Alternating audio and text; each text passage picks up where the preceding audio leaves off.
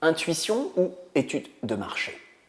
Voici la vidéo numéro 11, épisode 11 de la saison 1 de Exponence. C'est parti.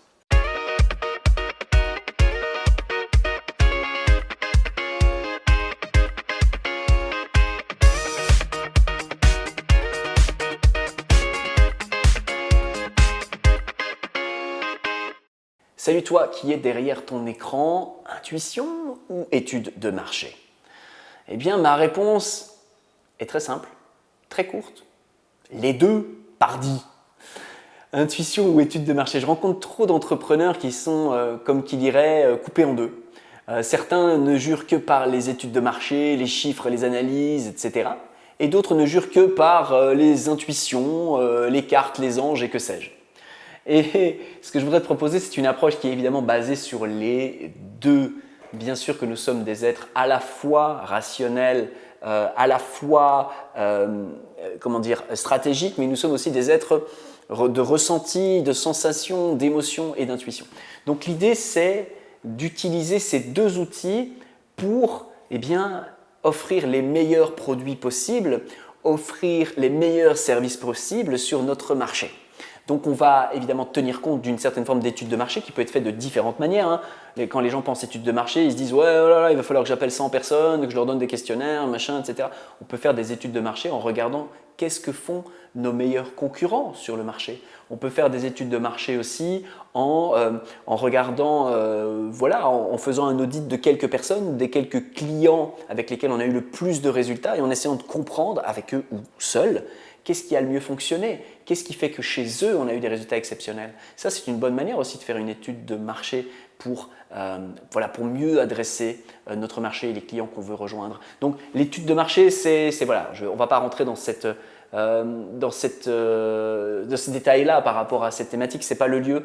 Mais l'idée pour moi, c'était vraiment de te dire, hey, étude de marché, c'est très important d'en faire une pour avoir des éléments de langage, pour avoir des chiffres, pour avoir des idées un peu concrètes, pour avoir un peu de réalisme dans notre entreprise et notre stratégie, mais aussi l'intuition. Qu'est-ce que je ressens? Qu'est-ce que je peux faire? Qu'est-ce qui fait joie? Qu'est-ce qui m'anime? Qu'est-ce qui met de l'élan? Ça, c'est très très important aussi pour que finalement on puisse créer une stratégie qui soit réaliste et joyeuse, réaliste et vivante. Okay? Donc, on va demander à l'étude de marché de nous donner des éléments qui vont nous permettre d'établir les choses avec du réalisme et on va demander également à notre ressenti, à notre vivance, de nous donner des éléments qui vont nous permettre d'être vivants à l'intérieur de tout ça. Et quand on joint les deux, on a une stratégie à la fois intuitive et réaliste. Et là, on a vraiment la possibilité d'exploser, de multiplier son chiffre d'affaires. Parce que quand on améliore juste son étude de marché, on va peut-être aller chercher quelques pourcentages en plus.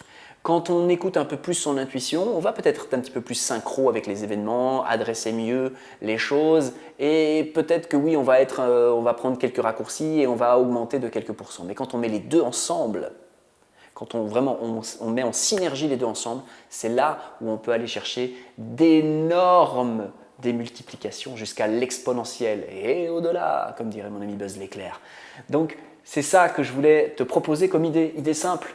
Et maintenant, ce que je te propose, c'est de me partager tes réactions, ton avis, tes ressentis, tes déclics par rapport à cette idée simple et comment toi, tu l'as fait tienne par rapport à ta situation. Peut-être tu as envie de me dire ce que tu vas changer ou ce que tu vas faire évoluer ou ce sur quoi tu vas prendre un temps de méditation, un temps de réflexion pour vraiment être capable de faire fusionner les deux, à la fois l'étude de marché et l'intuition pour des résultats spectaculaires. Donc, dis-moi dans les commentaires tes réactions, ton avis et si tu veux, n'hésite pas à également me poser des questions et peut-être que ta question sera le point de départ d'une nouvelle vidéo. Tu auras peut-être un coaching gratuit, voilà, comme ça en direct, profites-en.